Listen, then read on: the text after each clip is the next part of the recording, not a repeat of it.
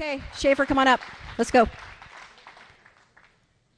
Okay, this is Schaeffer Cox. I'm going to let him introduce himself, okay? He does a better job of that. Here you go.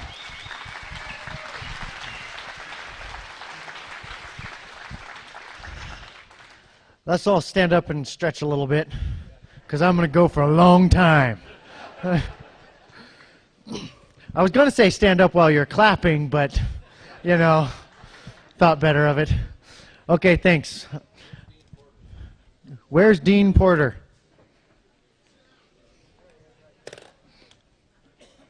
Oh, no. Let me see if I can open this. TSA might have messed it up, you know. I told them I wouldn't unlock this last time I went through security. And they said, why not? And I thought, oh, shoot. My Constitution's in there. so I had to open it up to show them why not. Anyway, you know, we're going to hell in a freight train, you know. But it's okay to laugh about it a little bit here and there.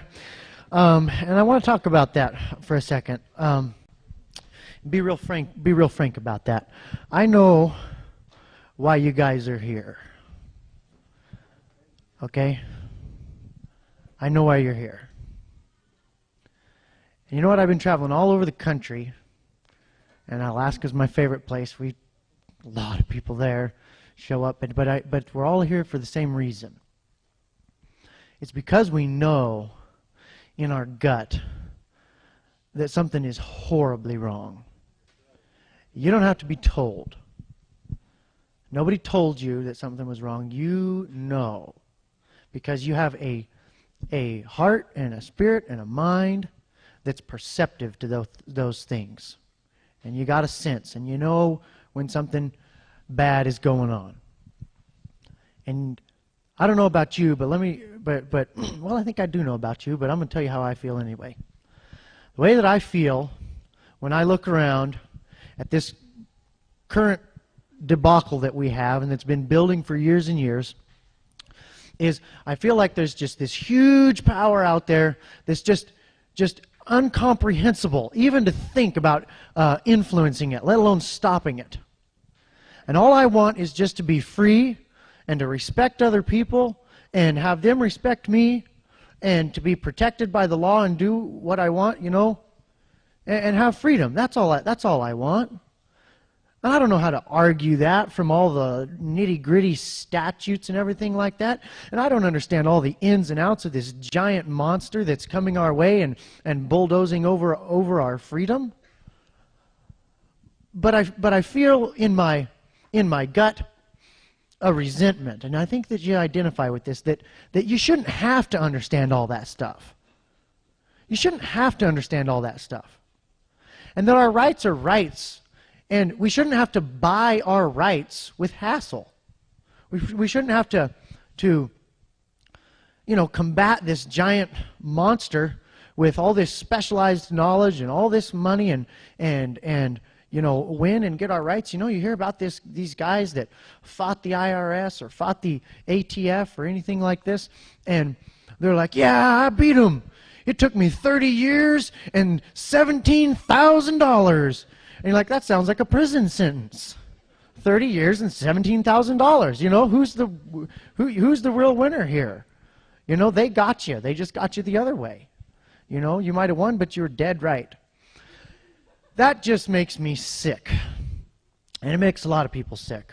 And we know that our nation, you know, we feel that it's getting wobbly, and it's worrying us.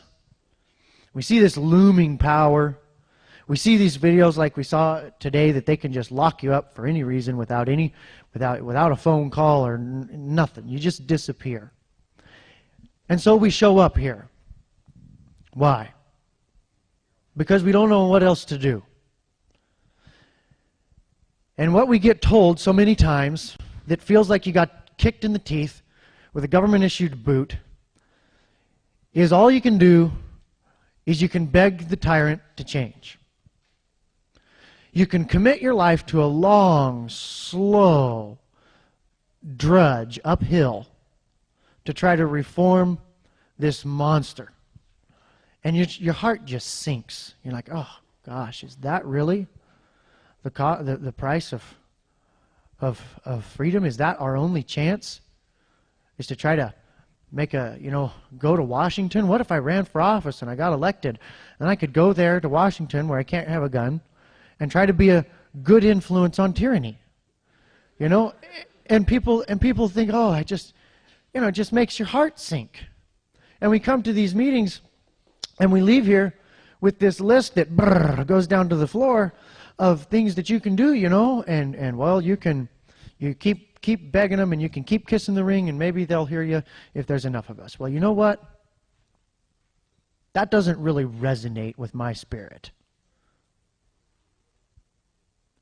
And I can't really come out and say there's anything wrong with that stuff. But I tell you what, it doesn't make me jump out of my chair either.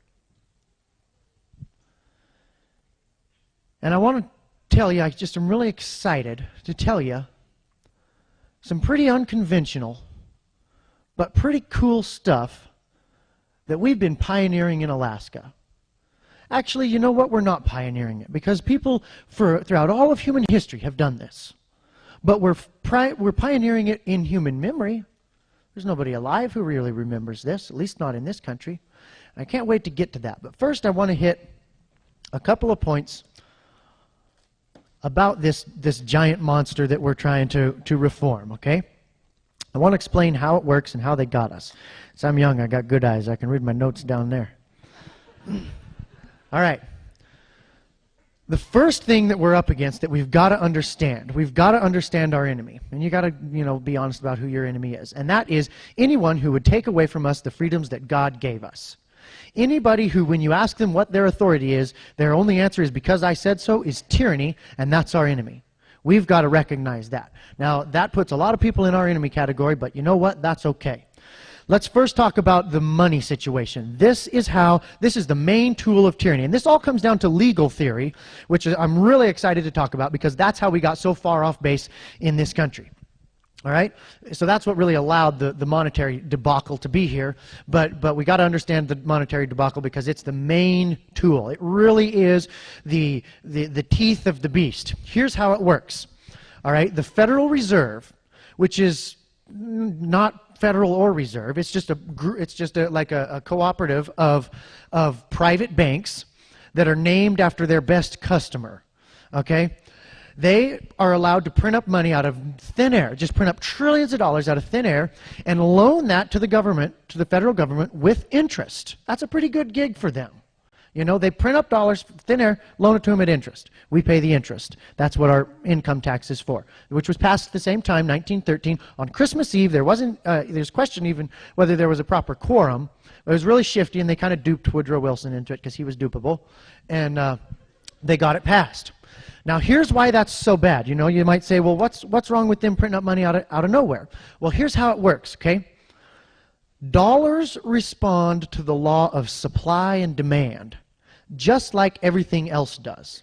When the number of dollars in existence goes up, the value of each one of those dollars goes down.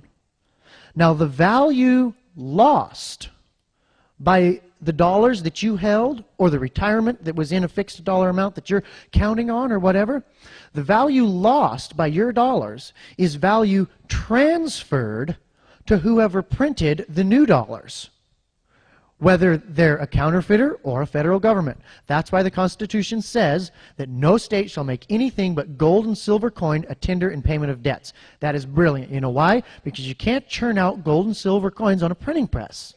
We would be better off even if they just actually printed them. They don't even actually print them now. They just email them. They just hold down that zero key until they've got enough money, and then they just send it off. And enough value has to be robbed from our dollars that we worked hard for